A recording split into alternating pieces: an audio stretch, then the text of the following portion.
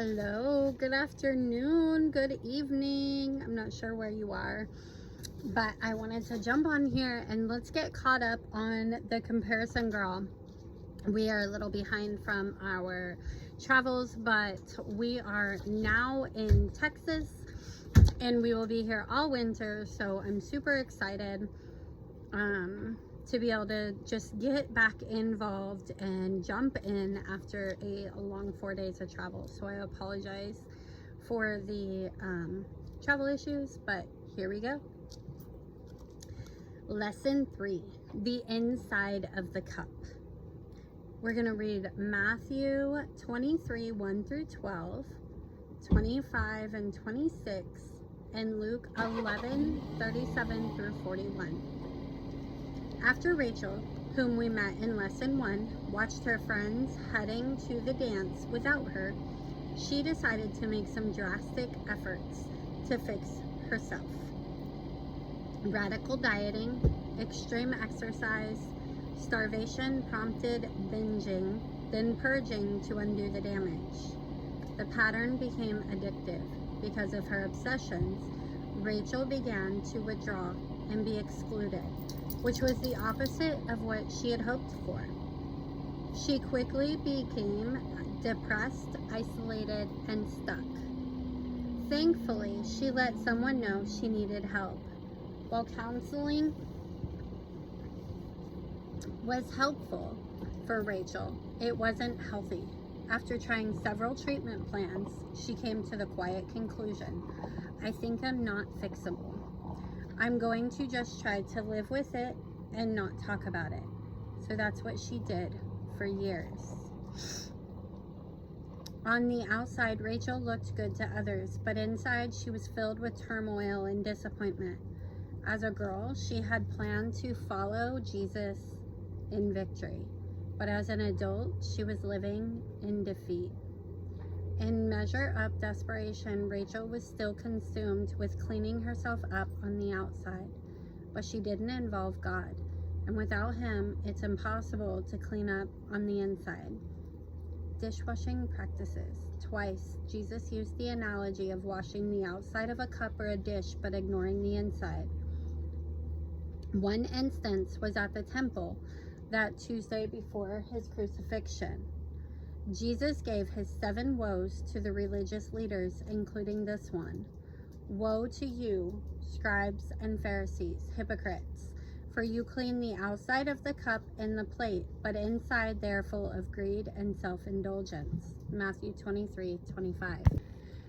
The other instance came earlier in Jesus' ministry when He was invited to a Pharisee's home for dinner. When He arrived, Jesus went straight to the table without washing first, which caused the Pharisees and His friends to react with disgust factor astonishment. The Pharisees didn't just think cleanliness was next to godliness, they thought it was godliness. Remember, they were the experts on God's law, which was full of clean and unclean rules. Touching certain things could make you unclean. So you'd have to purify yourself according to the law's specifics. See Leviticus 15. The Pharisees, however, added their own ceremonial rules, including the wash your hands before you eat. 1 Matthew 15:2. They made it seem like their meticulous cleanup efforts were aimed at pleasing God, but really they just wanted to seem pious. What? Okay.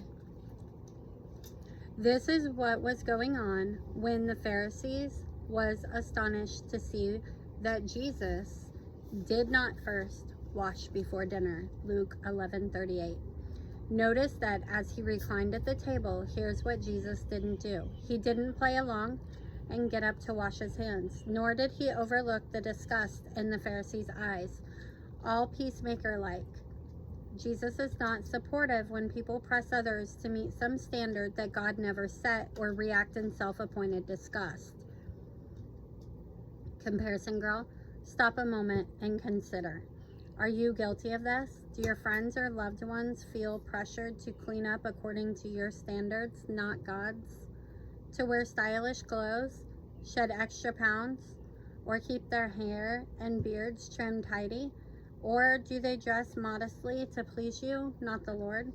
If so, please seat yourself at the table because Jesus has something to say. You Pharisees, cleanse the outside of the cup and of the dish, but inside you are full of greed and wickedness, you fools. Luke 11:39-40.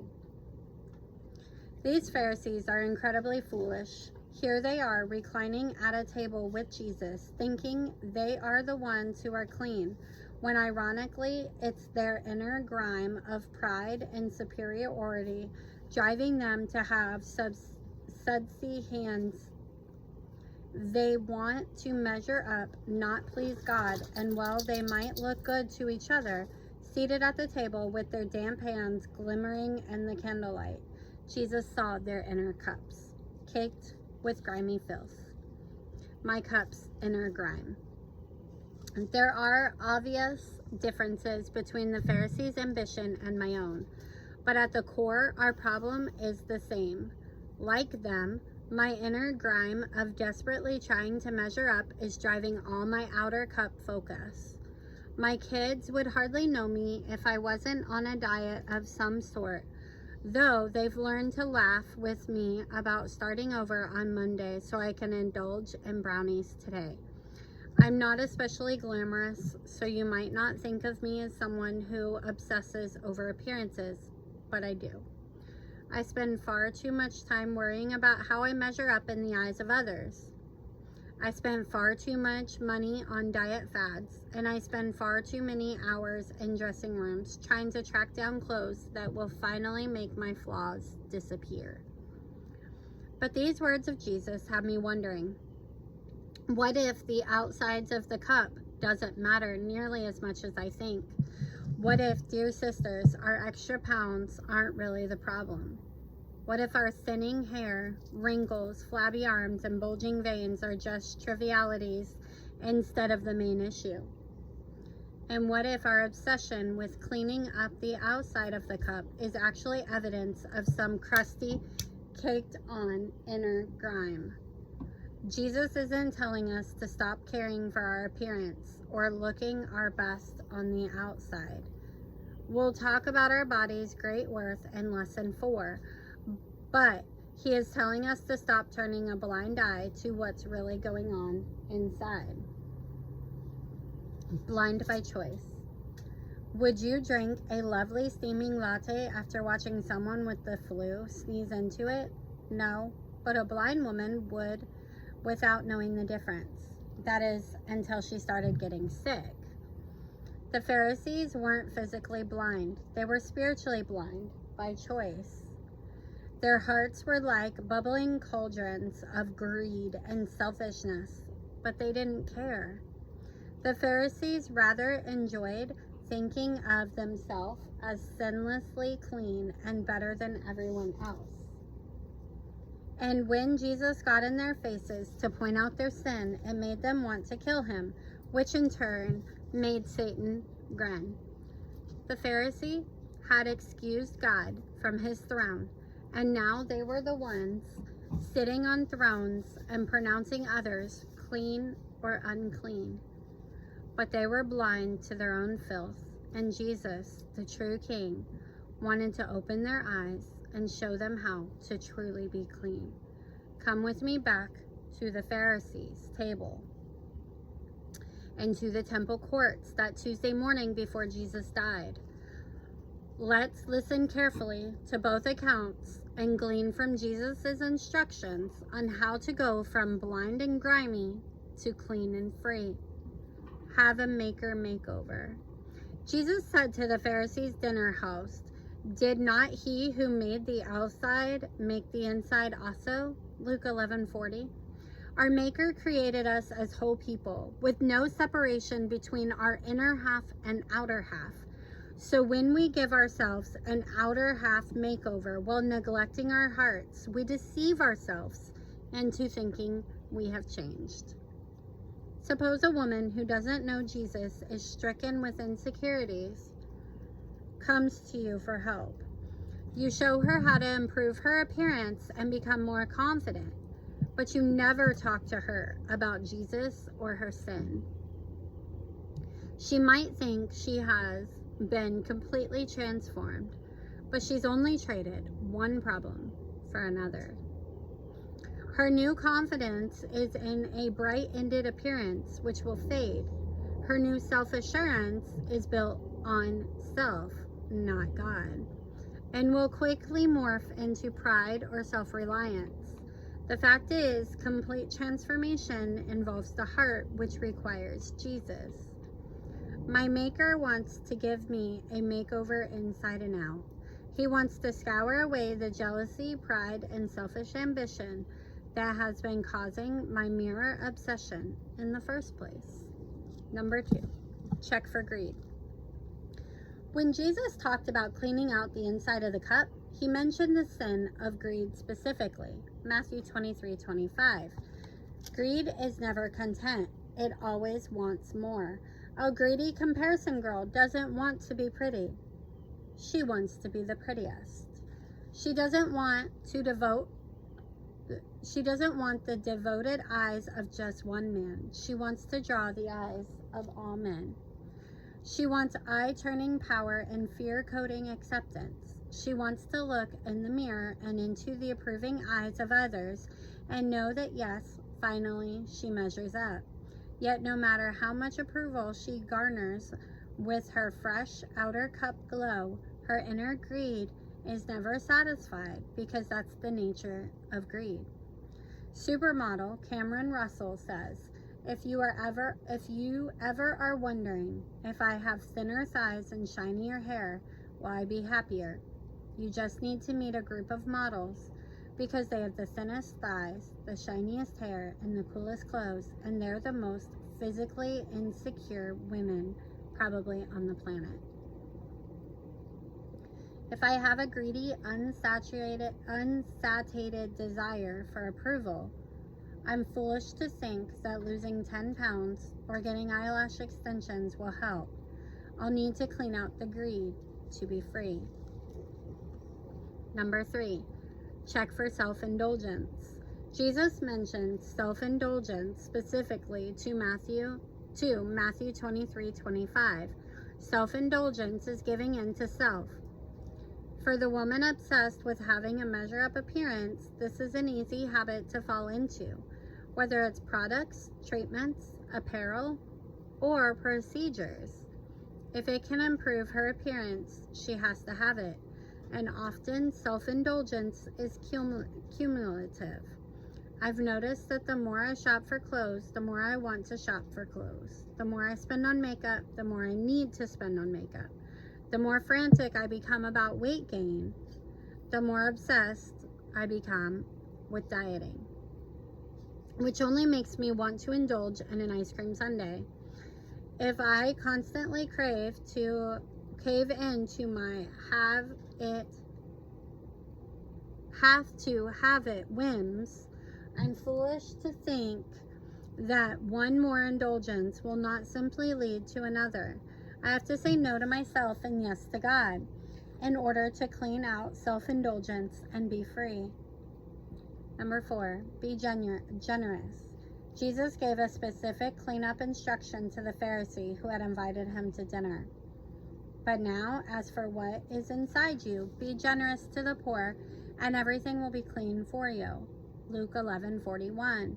Jesus wasn't saying that generosity can cancel out our sin. Only God can purge us on the inside and make us clean. But we are fools to scrub away the outer cup when the inside is what's filthy. Like the Pharisees, Jesus invited us to participate in our own inner cup cleansing. The Pharisee at the table might have clean hands, but he apparently also had money greed issues. Jesus was handing him some cleanser that works on greed of all sorts. Tip your measuring cup and start pouring. Think about someone other than yourself. Give something away. Greed grows on the inside. A greedy comparison girl is often oblivious to the me focus that's gunking up her heart because she's too busy looking in the mirror. She keeps her outer shell scrubbed sparkly clean, while inside she's a selfish, grimy mess. She spends her life grabbing, not giving. But here's the thing about measuring cups. You can't be selfishly filling your cup and selflessly emptying it out at the same time. That's why generous pouring serves as a cleanser for inner greed and self-indulgence. Why not try it out yourself? If you have style greed, try giving away several of your favorite outfits or accent pieces. If you have attention greed, try lavishing a baby with attention in the church nursery. If you have affirmation greed, try texting hand-picked encouraging verses to several friends and family members. If you have approval greed, try investing in an insecure teen. When I catch myself comparing and obsessing about my skin-deep packaging, the best thing I can do is follow Jesus' cleanup instructions and find a way to be generous or activate my spout. Just last week, I saw a woman at church whom I know casually from across the atrium. I noticed her thin frame silhouette by a trendy outfit. Seeing her made me feel rather frumpy and plain, but when I caught myself and asked, how can I be generous today? How can I pour myself out? So I walked over, greeted her, then followed up on a past conversation. She smiled, obviously pleased that I had sought her out. As we talked, I noticed again how pretty she was. Only this time, instead of comparing, I was celebrating God's artistry in her. As we parted, she gave me a hug and said, I appreciate you so much. And I felt the same. When I shifted from comparing myself to celebrating others, from shifting my focus from the lines to the spout, it not only blesses my friends, it changes me. This is true at home, in my neighborhood, at church, and online. Each time I tip my measuring cup with self-forgetfulness, the lines become irrelevant, and a little more grime gets scrubbed from inside of my cup. Set free. After years of food addiction, Rachel was invited to a Bible study. She didn't really think God could fix her, but she decided to give it a try. As Rachel began to study the truth of God's word for herself, she got her eyes off herself. Maybe I've just been way too focused on me, she thought. One night, driving home from Bible study, Rachel realized that bigger than her struggle with food was her struggle with sin. Her endless greed for measure-up approval was never going away. And by turning to herself, she had turned from God. The thought grieved her very much. There in the car, Rachel shared tears of regret and repentance with the Lord and felt forgiveness wash over her. As she pulled into her driveway, the garage door lifted, and so did the burden of her addiction. Miraculously, after 15 years, Rachel was set free. Today, as Rachel grows in her new security, freedom, and joy, she still acknowledges the pressure to be good looking. But she says, more than being pretty, I now want to be a beautiful person and a beautiful friend. Is there some inner cup struggle causing you to burden yourself with an extreme outer cup agenda? Perhaps with Rachel, you could say, maybe I've been too focused on me. Jesus wants to wash you with this truth and free you to be the beautiful person he created you to be. Get your journals out. Read 1 Samuel 16, 6-7. What does God look on and not look on?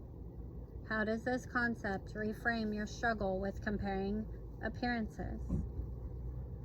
Reread Matthew 23, 25-26. What evidences do you see of the following inner cup issues in your life? List any outer cup extremes like dieting, spending, social media behavior, etc., that are caused by one or more of the following: approval greed, popularity greed, power greed, self-indulgence, self-focus? How is the Spirit inviting you to participate in being cleansed from the inside out? Read 1 Peter 3:3-4, and list everything you learn about internal beauty. What is one way you will adorn yourself with inward beauty this week? Meditate on Matthew 23:26. First, clean the inside of the cup and the plate, that the outside also may be clean. The more over-focused I am on my outer cup, the more blind I am to the inner grime causing my outer focus. Jesus invites me to participate in washing my inner cup clean by generously pouring myself out. Lord, show me the ways I've been too focused on me. All right, y'all. Have a good day.